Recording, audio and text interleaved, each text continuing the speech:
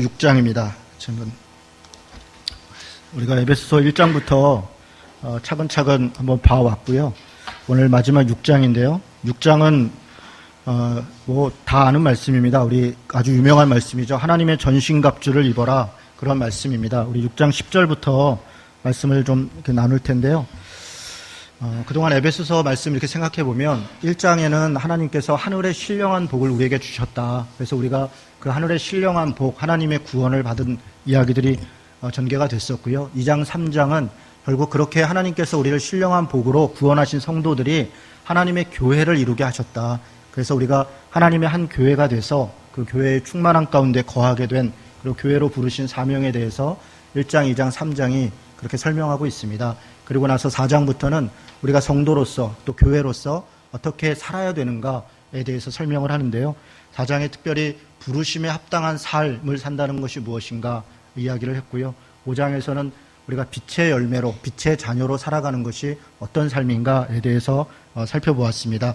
오늘 우리 6장 오늘 살펴볼 텐데요. 하나님의 전신갑주를 입어라, 이런 말씀으로 시작합니다. 10절입니다. 끝으로 너희가 주 안에서와 그의 힘의 능력으로 강건하여지고 마귀의 관계를 능히 대적하기 위하여 하나님의 전신갑주를 입으라, 이렇게 시작합니다. 여기 10절에 보면요, 강건하여지고, 이 말이 우리가 이렇게 보면 이렇게 연속절로 보이는데 실제로는 강건하라, 이런 말입니다. 강건하라.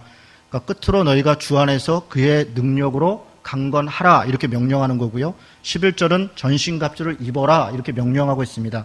이게 이제 둘 다 명령문입니다. 그러니까 이건 해도 되고 하지 말아도 되고 이런 것이 아니라 그리스도인들이라면 누구나 그의 힘의 능력에서 강건해야 된다, 이렇게 요청하는 것이고, 그리고 하나님의 전신갑주를 입어야 된다, 입어라, 이렇게 명령하는 것입니다. 왜 그런가 하면 마귀의 관계를 능히 대적하기 위해서 우리가 하나님의 힘의 능력으로 강건해야 되고, 그리고 하나님의 전신갑주를 입어야 된다, 이렇게 명령하는 것입니다. 여러분, 마귀는 우리 2장 2절에도 마귀는 공중권세 잡은 자로 우리를 불순종의 아들들로 자기를 속인다, 이렇게 말씀하고 있습니다.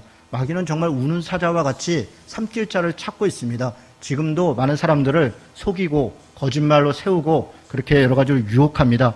이 마귀가 실제적으로 우리에게 싸움을 걸고 있고, 우리가 이 싸움을 실제적으로 하고 있는 게 이게 영적인 싸움이죠. 그래서 우리가 신앙생활을 하고 있는 것 자체가 사실은 영적인 싸움이다, 그렇게 이야기하는 것입니다. 요한계시록 강의를 들었던 분들은 아마 이렇게 오버랩이 될 수 있을 것 같은데요. 지금 우리가 살고 있는 이 시대가 사실은 이렇게 편안한 시대 같지만 영적인 싸움 가운데 있다는 것입니다. 사탄과 하나님과의 싸움 가운데 우리가 하나님 안에서 그 싸움을 수행하고 있는 자들이다, 그 기간 가운데 있다, 그렇게 성경이 가르치고 있는 것입니다.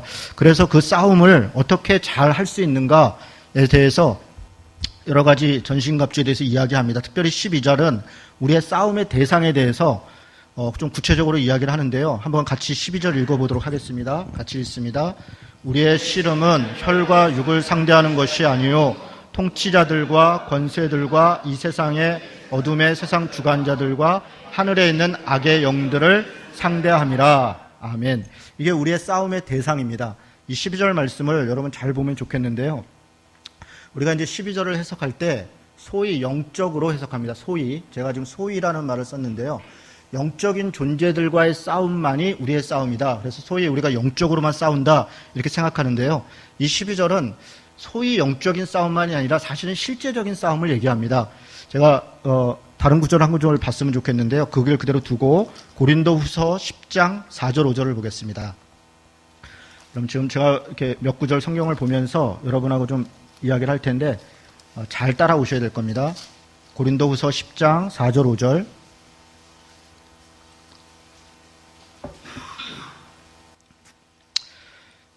10장 4절 5절 말씀 찾으셨으면 우리 같이 읽겠습니다. 우리 신약성경 296쪽에 있습니다. 찾으신 분 같이 읽습니다. 우리의 싸우는 무기는 육신에 속한 것이 아니요 오직 어떤 견고한 집도 무너뜨리는 하나님의 능력이라. 모든 이론을 무너뜨리며 하나님 아는 것을 대적하여 높아진 것을 다 무너뜨리고 모든 생각을 사로잡아 그리스도에게 복종하게 하니. 아멘. 거기까지 보겠습니다. 아까 우리가 읽었던 에베소서 말씀하고 조금 비슷하죠. 아까 우리가 읽었던 에베소서 말씀은 우리의 씨름은 혈과 육에 대한 것이 아니요, 이렇게 시작합니다. 그러면서 구체적으로 우리의 씨름이 혈과 육에 대한 게 아니고 이것과 이것과 이것과 이것과의 싸움이다. 이렇게 얘기를 하는데요. 고린도후서 10장 4절 5절은 우리의 싸우는 무기는 육체에 속한 것이 아니오. 사실 같은 말입니다. 그리고 나서 우리의 싸움이 뭐라 그러냐면 오직 어떤 견고한 진도 무너뜨리는 하나님의 능력이다. 이렇게 얘기합니다. 무슨 얘기냐면 하나님께서 어떤 무너뜨리는 견고한 진이 있다는 거야. 하나님을 앞에 하나님과 대적하고 있는 어떠한 진이 있다. 근데 그것을 뭐라고 설명하냐면 모든 이론을 무너뜨리며 그리고 하나님 아는 것을 대적하여 높아진 것을 다 무너뜨리고 그럼 이 말씀 무슨 얘기냐면 하나님 앞에 무너뜨린 견고한 진이 하나님을 대적하여 높아진 어떤 이론이고 그리고 모든 생각을 사로잡아 그리스도께 복종케 한다. 어떤 생각이라는 거예요. 다시 정리하면요. 하나님의 능력으로 무언가 우리가 실제적 싸움을 하는데 육체적 싸움이 아니라 실질적 하나님의 싸움을 하는데 그것은 하나님을 대적하여 높아진 어떤 생각으로부터 출발한 이론들이 있다는 거예요. 그런 이론들이 하나님과 대적하고 있고 그것을 깨기 위해서 하나님의 능력이 필요하다. 그렇게 얘기하는 겁니다. 지금 고린도후서 10장 4절 5절은 어떤 생각에서 어떤 이론이 하나님과 대적하고 있다. 그리고 에베소서 말씀은 그 이론이 쌓아놓은 실제적인 싸움의 어떤 그 대상들을 조금 더 구체적으로 얘기합니다. 그러면서 뭐라고 얘기하냐면 통치자들과 권세들과 이 어둠의 세상 주관자들과 하늘에 있는 악의 영들에 대함이라. 지금 네 가지를 얘기했습니다. 만약에 이것을 소위 영적으로만 생각한다면 이건 다 영적 존재들입니다. 실제로 그렇게 해석하는 경우가 많이 있습니다. 지난번에 제가 3장에서 교회가 통치자들과 권세자들을 가르친다, 전한다라고 할 때 어떤 영적 존재들에게 그것을 전한다, 이렇게 혹은 악한 존재하고 싸운다 이런 두 가지 해석이 있다고 한 말씀을 드렸었는데요. 마찬가지로 통치자 혹은 권세자 이런 것을 소위 어떤 이렇게 천사들의 이름이나 혹은 악령들의 어떤 명칭으로 이렇게 대체적으로 해석합니다. 그래서 소위 이 싸움이 영적인 싸움이다 그렇게 이야기를 하는데 제가 볼 때는 물론 영적인 싸움이 아닌 것은 아니지만 이것은 실제적 싸움이라는 겁니다. 왜냐하면 하늘에 있는 악의 영들이라 이 말 안에 이미 영적인 싸움이라는 내용이 다 있습니다. 하늘에 있는 악의 영들에 대한 싸움입니다. 영도 아니고 영들이라고 했기 때문에 하늘에 있는 악한 존재들과 마귀와의 싸움이 있는데 그것이 앞에 있는 것들을 이렇게 수식하고 있는 게 아닙니다. 조금 어려운 말로 이게 다 엔드로 연결되어 있어요. 통치자들과 권세자들과 이 세상의 어둠의 주관자들과 그리고 하늘에 있는 악의 영들의 당. 그러니까 우리 싸움의 실질적 대상이 네 종류다라고 지금 제시를 하고 있는 겁니다. 영어 성경에는 이게 조금 더 분명합니다. KJV나 NIV 성경 보면요. 뭐 예를 들면 Prince of Politics, 그러니까 정치적인 어떤 힘, 또 룰러, 파워, 이런 용어들로 이걸 다 얘기하고 있습니다. 그러니까 실제로 어떤 지도자들, 또 어떤 권력들, 그리고 어떤 정치적 세력들 이런 얘기를 하는 겁니다. 그리고 물론 하늘에 있는 악의 영들이 그 배후에 있지만 이건 독립적인 싸움의 대상입니다. 제가 지금 무슨 말씀을 드리려고 말씀드린 거냐면 소위 영적인 싸움만을 의미하는 게 아니라 실제 이 세상 가운데 불의한 정치적 권력과 어떤 불의한 정치적 권력을 행사해서 불의한 일을 행하고 있는 것과 또 불의한 힘을 사용하여서 불의한 이득을 취하는 것과 또 불의한 지도력을 행사하는 것들과 그런 것들과의 싸움을 포함하고 있다는 겁니다. 우리가 이 세상에서 살아가는 싸움은 소위 영적으로 기도하는 것으로만 싸우는 것이 아니라 실제 내 삶의 자리에서 싸우는 것이고 실제 벌어지고 있는 것들과의 싸움이라는 것입니다. 그래서 하나님의 전신갑주를 입고 싸우는 영적 싸움은 그냥 기도로만 싸우는 것이 아니라 실제 삶의 자리에서 사랑과 평화를 행하고 공평과 정의를 이루는 그런 실제적 싸움으로 우리에게 나타난다. 저는 그렇게 보는 것입니다. 여러분 에베소 4장을 다시 한번 생각해 보면 성도가 또는 교회가 하나님이 주신 풍성함과 충만함으로 이 땅 가운데 어떻게 살 것인가, 어떻게 실천할 것인가 이렇게 에베소 4장이 얘기를 하면서 구체적인 윤리를 제시합니다. 그래서 부르심에 합당한 삶을 얘기하면서 욕심, 구습, 분노, 악독, 비방, 악의 이런 것들을 버리고 사랑과 용서와 악의의 진리와 덕을 세움과 이런 구체적 내용들을 실천해야 된다고 제시합니다. 그게 4장의 윤리를 실천하는 내용입니다. 아주 구체적이죠. 5장도 마찬가지입니다. 5장에서 빛의 자녀답게 살아라, 빛의 열매를 맺어라 할 때 우리에게 버려야 할 것은 음행과 더러운 것과 탐욕과 누추함과 어리석은 말과 희롱의 말. 여러분 이게 소위 영적인 게 아닙니다. 다 실제적인 거잖아요. 실제로 우리가 버려야 되는 것들을 이야기하고 그리고 우리가 취해야 될 것은 착함과 의로움과 진실함을 얘기합니다. 그러면서 피차 복종하라 그러면서 구체적으로 예를 드는 게 부부 관계에서 이렇게 해야 된다, 자녀와의 관계에서 이렇게 해야 된다, 직장에서 이렇게 해야 된다. 구체적인 예를 들고 있습니다. 우리가 실천 가능한 예를 들고 있다는 얘기입니다. 마찬가지로 6장도 그 윤리적이고 실천적인 부분을 가르치면서 소위 영적인 부분의 싸움만 얘기했다 그러면 저는 조금 핀트가 달라진 것이 아닌가. 그렇지 않고 우리에게 지금 실제적인 싸움의 현장에 우리가 있다. 우리가 살고 있는 싸움 중에 누군가가 어떤 생각과 어떤 이론을 통해서 어떤 권력과 어떤 힘을 통해서 하나님을 아는 것을 대적하고 하나님을 아는 것을 대적하고 있고 예수 믿는 사람들이 바르게 믿지 못하도록 하는 실제적 싸움의 현장들이 있다는 것입니다. 이 땅 가운데 불의한 권력이 있고 불의한 힘이 있고 불의한 세상의 어둠의 주관자들이 있고 그래서 그 싸움의 실체들과 우리가 실제로 우리 삶의 자리에서 싸우는 것 그것이 우리 그리스도인들의 소위 얘기하는 영적인 싸움이다. 저는 이 말씀을 보면서 그렇게 이해를 하고 우리가 이 땅에서 살아갈 때 그냥 그래서 여기 전신갑주 안에서도 나중에 사실 이 전신갑주 하나하나 보면요. 실제적인 필요들이 있는 겁니다. 나중에 이 18절에 보면 모든 기도와 간구로 하고 이렇게 기도에 대해서 이야기합니다. 만약에 소위 영적인 싸움만 있다 그러면 저는 그냥 기도하라 하는 것으로 아마 결론이 났을 것 같습니다. 그런데 그렇지 않고 실제적 싸움을 위한 방어와 실제적 싸움을 위한 공격까지도 이야기하고 있는 것을 볼 때 저는 이것이 조금 더 구체적인 우리 삶의 현장에 이야기를 하고 있다. 그렇게 해석을 합니다. 무슨 얘기를 뭐라 했는데 뭔 얘기를 했나 이렇게 싶은 분들도 계실 것 같은데요. 제가 영적인 싸움 혹은 마귀와의 소위 기도함으로 하는 싸움을 부정하는 것이 아닙니다. 그것이 분명히 있죠. 그러나 우리가 실제로 내 삶의 자리에서 싸워야 되는 정의로움과 공의로움과 평화와 사랑을 위한 그런 실제적 싸움이 있다는 것을 기억했으면 좋겠습니다. 그리고 나서 13절부터는 전신갑주를 취하라. 이는 악한 날의 너희가 능히 대적하고 모든 일을 위해 행한 후에 서기 위함이라. 그러면서 6가지의 전신갑주의 내용을 얘기합니다. 이때 얘기하는 6가지 내용은 당시 로마 군인이 착용하고 있던 갑옷, 이렇게 무기들의 내용을 그대로 차용한 것입니다. 6가지 내용이 하나하나 보면요. 첫째는 진리의 허리띠입니다. 진리의 허리띠를 떼어라. 그러면 이사야 11장 4절 5절에 보면 공의로 허리띠를 삼고 성실로 몸의 띠를 삼아라. 이렇게 말씀하고 있는데 이 말씀을 그대로 사실은 인용한 것입니다.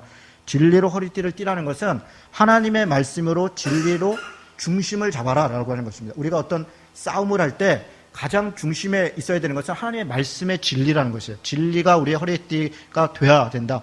거기서부터 출발한다는 것입니다. 두 번째는 의의 흉배입니다. 이 의의 흉배는 이것도 조금 어려운 말인데요. 칭의가 아니라 정의입니다. 그러니까 우리 신약성경이 대개 의를 righteousness라고 하는 칭의, 의롭다, 개인의 의로움으로 해석을 했는데 실제 원문들은요. 개인의 의로움인 righteousness가 아니라 justice입니다. justice. 그러니까 정의를 얘기한 거죠. 나만 이게 깨끗하고 나만 의로운 걸 얘기하는 게 아니라 세상의 정의로움을 얘기하는 것, 공의로움을 얘기하는 것입니다. 그래서 이 의의 흉배를 붙여라 하는 것은 가슴에 그 정의에 대한 하나님의 정의, 하나님의 공평과 정의에 대한 것을 가슴에 품어야 된다는 것입니다. 이게 싸움입니다. 여러분, 흉배는 가슴을 막는 것인데 우리 가슴이 정의로움으로 가득해야 된다. 하나님 나라의 공평과 정의가 있어야 된다. 진리로 허리띠를 띠고 하나님의 나라에 대한 정의로움에 대한 분명한 가슴에 대한 확신, 이것이 있어야 된다는 것입니다. 셋째는 평안의 복음의 신발입니다. 여러분, 이건 원래 원문상을 그대로 직역해서 해석하면요. 발에 신을 신고 평화의 복음을 전하라는 의미입니다. 그러니까 발에 신을 신고 평화의 복음을 전하라, 이런 얘기입니다. 실제로 신발, 발 관련돼서 이걸 복음을 이야기하고 평화를 얘기하는 말씀들이 여러 군데 있습니다. 우리는 불의한 통치자, 권세자, 어둠의 주관자, 하늘에 있는 악의 영들이 지배하는 세상 가운데에서 하나님의 복음을 통해서 평화를 전하고 평화를 일구는 삶을 살아가는 것입니다. 그러니까 이 땅에 왜 평화가 필요한가 하면 평화가 없기 때문에 그렇습니다. 이 땅에 평화가 없는 곳에 평화를 심고 평화를 싸우고 하는 것은 신을 신고 가는 것과 같은 것이다. 그렇게 지금 이야기하는 것입니다. 넷째는 믿음의 방패입니다. 여러분, 이 믿음을 방패로 표현한 것은 로마의 그 방패가 이렇게 돼 있대요. 그러니까 높이가 120이고요. 120cm고 폭이 70cm랍니다. 그래서 이렇게 그 안에 딱 숨으면 우리 로마 옛날 무슨 영화 같은 거 보면 글라디에스트 같은 거 보면 막 방패를 쫙쫙쫙 채갖고 이렇게 숨지 않습니까? 그냥 이렇게 날아오는 거 조금 막는 게 아니라 온몸을 막는 겁니다. 온몸을. 특별히 그때 파르티아라든가 이런 나라들이 쳐들어와서 이제 불화살을 막 쏘고 그러니까요. 이 방패에다가 물을 묻혀가지고 이렇게 막고 그렇게 했다 그럽니다. 결국은 우리가 어떤 공격으로부터 우리 스스로를 막을 수 있는 것은 믿음이라는 것이죠. 믿음이 없으면 우리는 막을 수 없고 이길 수 없다. 믿음이 이기는 것입니다. 믿음은 모든 것 위에 있다. 이렇게 지금 표현합니다. 모든 것 위에 믿음의 방패를 가져라. 그러니까 여러 가지 것들이 있지만 가장 중요한 그 모든 것 위에 가장 중요한 것은 믿음이다. 믿음이 있어야 이긴다. 믿음에서 출발하는 것이고 믿음으로 완결되는 것입니다. 다섯 번째는 구원의 투구입니다. 바울은 데살로니카에서 구원의 소망의 투구를 이야기합니다. 구원의 소망의 투구를 얘기하는데 이때는 구원이 미래적 소망을 얘기하죠. 그런데 여기서 얘기하는 구원의 투구는 현재적인 것을 얘기합니다. 현재적으로 예수 믿음으로 구원을 받은 것이고 구원을 확신하는 것이고 그 믿음으로 살아가는 것을 이야기합니다. 우리가 전쟁터에서 싸움을 할 때 구원에 대한 믿음에 대한 확신이 없으면 그 싸움을 할 수가 없는 것이죠. 그래서 가장 중요한 부분인 머리를 방어하는 것은 구원이다. 이렇게 지금 표현을 하고 있는 것입니다. 마지막 여섯 번째, 성령의 검입니다. 성령의 검은 하나님의 말씀이라 이렇게 얘기했습니다. 유일한 공격 무기죠. 성령은 하나님의 말씀을 통해 역사한다. 저는 이것이 우리에게 정말 깊이 인식돼야 된다고 생각합니다. 성령과 말씀이 따로 갈 때 생기는 부작용이 굉장히 많습니다. 성령이 없는 말씀이 얼마나 건조합니까? 그냥 이 말씀 자체가 지식으로 전달되는 것이 얼마나 능력이 없고 사실은 우리 안에 그냥 뱅뱅뱅 돌아버리고 있는 거 아닙니까? 이렇게 그냥 지식으로만 도는 거 아닙니까? 마찬가지로 말씀이 없는 성령이라는 것이 얼마나 또 공허합니까? 이것이 우리 안에 얼마나 많은 문제를 일으킵니까? 성령은 말씀과 함께하는 것이고 말씀은 성령의 능력으로 나타나는 것이다. 이것을 우리가 반드시 기억했으면 좋겠고요. 히브리서 4장 12절은 하나님의 말씀은 살았고 운동력이 있어 좌우의 날선 어떤 검보다도 예리하여 혼과 영과 및 관절과 골수를 찔러 쪼개기까지 하며 또 마음의 생각과 뜻을 감찰하신다. 이렇게 말씀하셨습니다. 대단한 것이죠. 말씀이 유일한 공격 무기입니다. 무언가를 꺾고 무언가를 이기고 하는 것은 나머지는 다 지금 방어 무기잖아요. 구원의 투구든 뭐 흉배든 의의 진리든 그것은 나를 지키는 것입니다. 내 믿음을 지키는 것이고 나를 지키는 것. 유일하게 신발을 신고 평화를 전하는 것, 그건 움직이는 것이죠. 그래서 평화를 전하는 것은 움직이는 것인데 거기서 결국 하나님의 뜻을 이루고 정의를 이루고 하나님 나라를 이루는 것은 말씀이라는 것입니다. 말씀은 살아있는 것이고 운동력이 있는 것이다. 여러분 설교나 공부를 통해서 우리가 말씀을 들을 때 이렇게 몇 가지 지침이 있습니다. 첫째는 여러분 데살로니가전서 2장 13절 한번 보겠습니다. 데살로니가전서 2장 13절.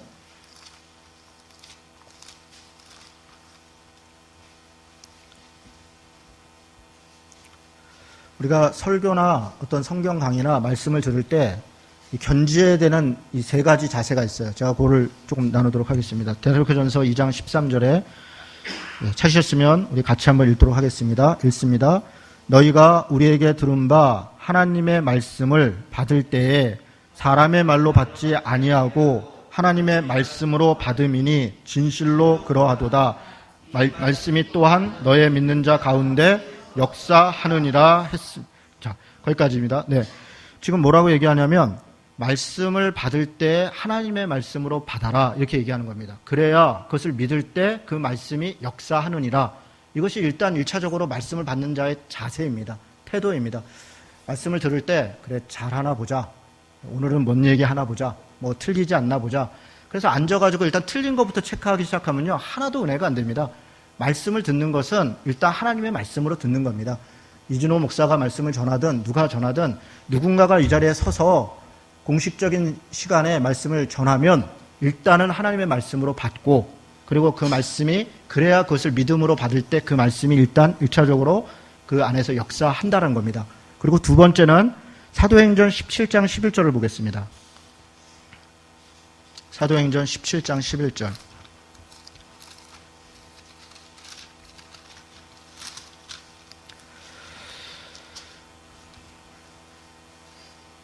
찾으셨으면 또 같이 한번 읽어보도록 하겠습니다. 베레아에 있는 사람들은 데살로니카에 있는 사람들보다 더 너그러워서 간절한 마음으로 말씀을 받고 이것이 그러한가 하여 날마다 성경을 상고함으로. 거기까지 보겠습니다. 근데 너그럽다라는 말, 지금은 이제 너그럽다라고 개역 개정이 했는데요. 예전에는 신사적이어서 이렇게 돼 있었어요. 개역 한글에는. 근데 그 표현이 더 맞는 것 같아요. 너그럽다라고 하는 말에는 원래 원문의 내용이 잘 이렇게 인식이 안 됩니다. 왜냐하면 너그럽다라는 이 단어는 지혜롭고 합리적이다 이런 뜻이에요. 이 단어 자체가. 그러니까 베레아 사람들은 데살로니카 사람들보다 더 지혜롭고 합리적이어서 그래서 말씀을 간절한 마음으로 받고 일단 간절한 마음으로 받았죠. 그런데 그렇게 끝난 것이 아니라 이것이 그러한가 하여 날마다 성경을 상고했다. 상고했다는 것은 살펴보고 찾아보고 또 이렇게 맞춰봤다 이런 얘기예요. 그래서 만약에 그것이 원래 말씀이 가르치는 바하고 같지 않으면요. 그러면 걸러내는 거죠. 그러니까 뭐든지 말씀을 전하는 자가 전했다고 해서 그것이 다 무조건 오케이, 아멘, 그리고 바로 행동으로 가는 것이 아니라 하나님의 말씀으로 받고 그것이 그러한가 하여 상고하면서 그래서 그것이 하나님의 말씀이면 그 다음 어떻게 해요? 세 번째는 실천하는 것이죠. 행하는 것이죠. 그것이 비록 내가 지금 지향하고 있는 어떤 삶의 태도나 내 어떤 성품이나 혹은 내 환경과 다르다 할지라도 그것이 하나님의 말씀이고 그것이 내 안에 그대로 부딪혔고 그것이 옳다라고 깨달아졌다면 그것이 실천되어져야 그 말씀이 살아있는 것입니다. 그것이 변화를 일으키는 것입니다. 그래서 말씀은 일단 하나님 말씀으로 받고 그러한가요 상고하고 그리고 실천하려고 노력하고 그럴 때 역사가 있는 것입니다. 하나님의 말씀을 듣고 읽을 때 찔림이 있습니다. 괴롭습니다. 제대로 된 하나님의 말씀을 읽는 그대로 있는 그대로 듣고 배울 때 우리는 우리의 온 존재가 새로워지는 고통을 경험하게 되고 옛사람을 벗어버리고 새 사람을 입는 것입니다. 그러면 하나님의 말씀을 들었는데 교회에 와서 설교를 듣거나 혹은 내가 성경을 묵상하거나 하는데 뭐 전혀 찔림도 없고 변화도 없고 늘 그냥 그렇고 여러분 그걸 좀 생각해 봐야 됩니다. 저도 한 20여 년 이상 신앙생활 했는데요. 지금도 제가 성경을 읽을 때마다 정말 새로운 게 너무 많아요. 그러니까 저도 꽤 성경을 많이 읽었거든요. 그리고 뭐 성경도 강의한다고 여기저기 많이 하지 않습니까? 그런데도 지금 읽을 때도 뭔가 새로운 것들이 있어요. 그래서 참 성경이 특이한 책이에요. 어떤 책을 이렇게 많이 보면 날마다 읽을 때마다 새로울까요? 성경은 정말 이상합니다. 읽을 때마다 똑같은 문장이고 똑같은 내용인데 어떤 날은 또 다르게 보여요. 또 다르게 보입니다. 그래서 어떤 날은 내 눈이 열리고 내 귀가 열리고 어떤 날은 마음에 깨달음이 있습니다. 그러고 보면 그것이 마음에 부딪혀서 그 어떤 행동의 변화를 일으키고 그렇게 합니다. 그래서 그렇게 말씀을 읽을 때 새로운 깨달음이 있고 들을 때 새로운 은혜가 있고 변화가 있고 찔림이 있고 당연한 것입니다.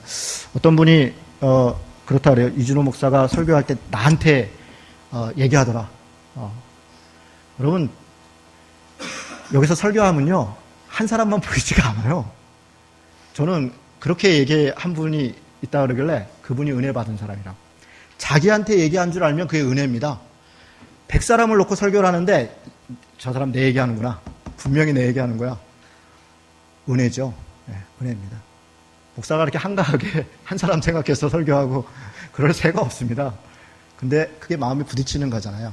그 말씀이 나한테 꼭 나한테 하는 말 같고 누가 내 얘기 한 것 같고 그러면 바꾸라는 겁니다. 돌이키라는 겁니다. 그러면 돌이키면 되는 것입니다. 그걸로 서운해하지 마시고 나보고 바꾸라는 거구나. 달라지라는 거구나. 그렇게 순종하면 그것이 은혜가 됩니다. 말씀을 지식으로 알고 있다고 능력이 있고 변화를 일으키는 것이 아닙니다. 내 삶의 자리에서 한 가지, 두 가지 실천하고 그 말씀 앞에 거꾸러지고 완전히 엎드려져 본 경험이 쌓여서 우리는 믿음의 일꾼들이 되고 거룩한 성도가 되는 것입니다. 우리는 마귀의 공격에서 소극적으로 방어만 하는 그런 군사들이 아닙니다. 하나님의 말씀으로 마귀를 몰아내고 이 세상에서 불의한 통치자들, 권세자들, 어둠의 주관자들과 싸움을 함으로써 하나님의 사랑과 평화를 그리고 공평과 정의를 일구어가는 그런 사람들이다. 그렇게 이야기하는 게 전신갑주의 이야기입니다. 다시 에베소서로 오도록 하겠습니다. 이렇게 전신갑주를 입은 자들에게 요구되는 게 있습니다. 18절입니다. 우리 18절 말씀을 같이 읽도록 하겠습니다. 모든 기도와 간구를 하되 항상 성령 안에서 기도하고 이를 위하여 깨어 구하기를 항상 힘쓰며 여러 성도를 위하여 구하라. 여러분 이게 참 특이합니다. 기도가 꼭 마치 전신갑주 안에 어딘가에 들어갔어야 될 것 같은데 실제로는 전신갑주의 내용은 17절에서 끝나고요. 전신갑주를 입은 성도가 그리고 나서 모든 기도와 간구를 하되 이렇게 얘기합니다.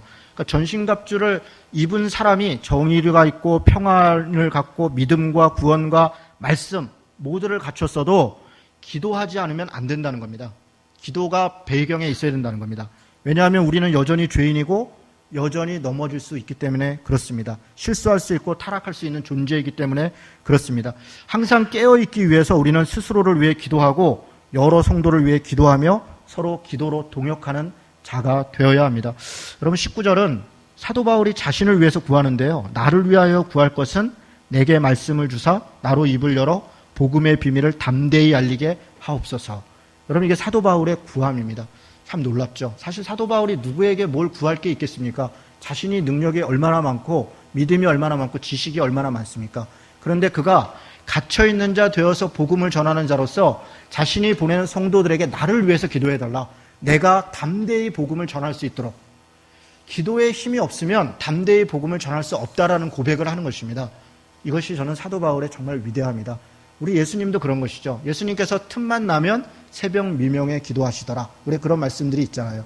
그러니까 예수 그리스도께서 하나님이신데 그가 우리에게 계속 보여주신 것은 여전히 하나님께 기도하고 자신을 낮추고 하나님의 능력을 구해야 된다라고 하는 그 자세가 예수 그리스도께 있었고 사도 바울에게 있었다는 것입니다.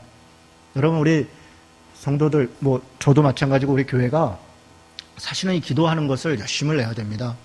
할 수 있으면 우리 교회에도 중보기도 모임 같은 게 생겼으면 좋겠어요. 그래서 할 수 있으면 주중에 한 번 정도씩 시간이 되는 분들이 낮에 되는 분들은 낮에 한 번 모이면 좋을 것 같고요. 저녁에 되는 분들은 저녁에 한 번 정도 모여서 그러니까 목사가 꼭 기도회를 인도하지 않아도 그냥 이렇게 늘 기도하는 거 있잖아요.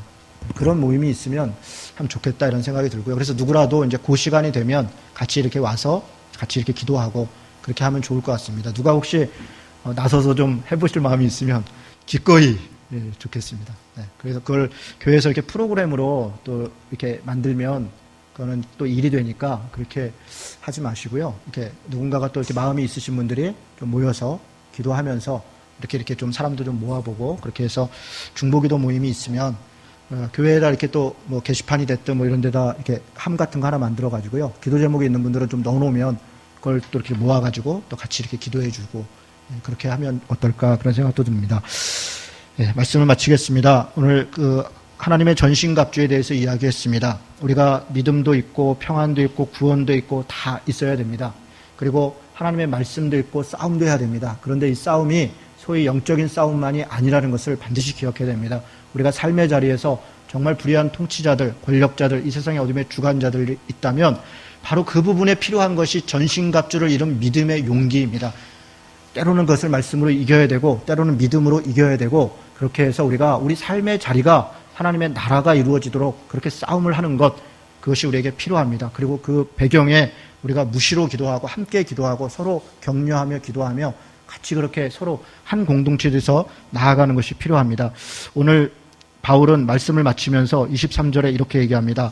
아버지 하나님과 주 예수 그리스도로부터 평안과 믿음을 겸한 사랑이 형제들에게 있을지어다. 우리 주 예수 그리스도를 변함없이 사랑하는 모든 자에게 은혜가 있을지어다. 아멘. 이 은혜와 믿음이 우리 성도들에게 또 우리 더한공동체 교회에 가득하기를 주님의 이름으로 축원합니다. 아멘.